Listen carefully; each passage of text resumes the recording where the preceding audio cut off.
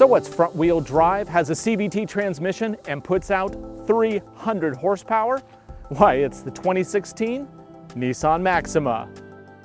The model we're looking at today is the SR Edition. Price as equipped, you're looking at about $39,000, including destination. So under the hood here is a 3.5-liter V6. It puts out 300 horsepower and 261 pound-feet of torque.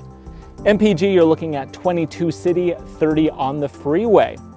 Now, all of that power is transmitted through a constantly variable transmission. That means you basically have one gear, and it powers the front wheels. Now, you would think that that would result in a little bit of torque steer. And to be honest, it does, because, you know, physics and all. But still, it gives you a driving experience unlike any other. In the back seat, we find a cabin worthy of the name Maxima.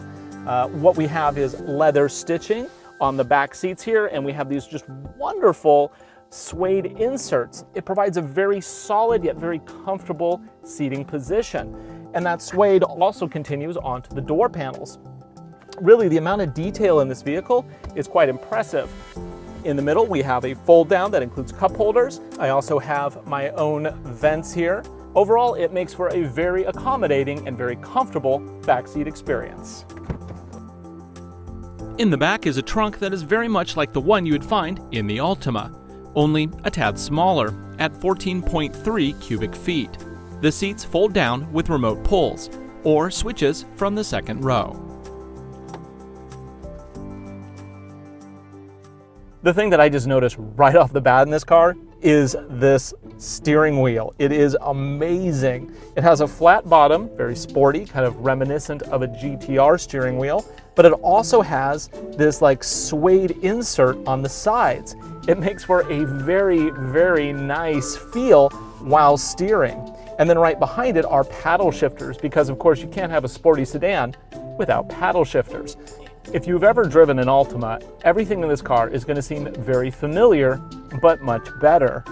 The gauge cluster, for example, you still have the speedo on the right, tach on the left. But in the middle, where the Altima has a digital display, this one has a better digital display. It has lovely graphics. It gives you information such as map, drive computer, fuel economy. It also has all of the driving assistance stuff displayed in the middle, such as adaptive cruise control, blind spot monitoring, and cross-traffic alert, which is very cool.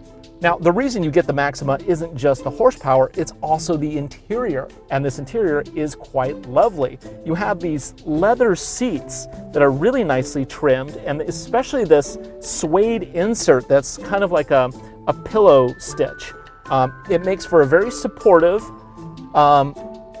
yet very comfortable seating position.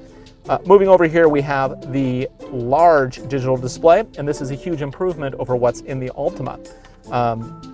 Click on menu and we get all our different options. We can even load up Nissan Connect apps. We can go to the map.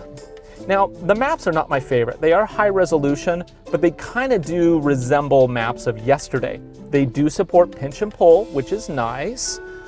It's just the graphics look like they could use a little bit of an update, but that's a very, very minor gripe, because really everything this car does is just beautiful. I mean, that's a really nice looking display.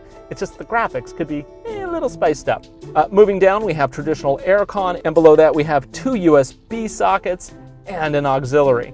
But that's not the exciting stuff. The exciting stuff is right here, where we have kind of an Audi-esque dial control here, where we can go to menu. We can then go to map and use voice commands, which is kind of cool. Below that, we have drive modes. Of course, we have normal, but we also have sport. So what does that do? Well, first off, it tells us we have sport enabled in the dash, which is always a nice touch.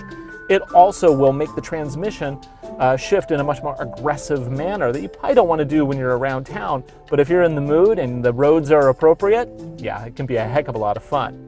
So enough jabbering about this car, let's take it out and see what it's like.